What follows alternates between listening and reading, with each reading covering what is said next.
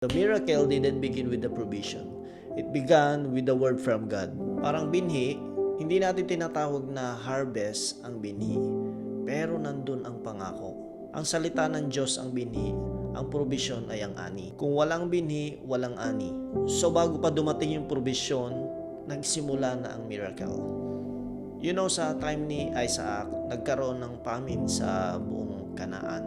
Nagkaroon ng tagutom. Walang ulan, walang harvest, at wala ding reason para mag-invest. But yet, in Genesis 26:12 says, Isaac planted crops on that land, and in the same year, umani siya ng 100-folds because God blessed him. Again, in a famine, he planted. You know, ang pananampalataya, it doesn't respond sa current situation mo or condition ng buhay mo right now, but it respond to what God has already said.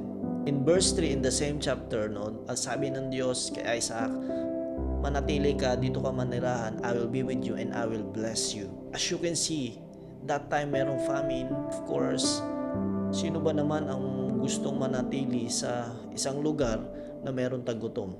But Isaac obey. No, maaari sa situation mo ngayon, ang mga nangyayari, it doesn't make sense. You have been overthinking, hesitating, holding back, waiting for certainty before you move. God is saying to you right now, trust me in the dry season. Because your breakthrough is not tied in the economy, in your salary, in your connection. It is tied to obedience. So don't wait for the season to change. If God told you to plant, the famine cannot stop the harvest. So stand still, trust Jesus. Your miracle is coming.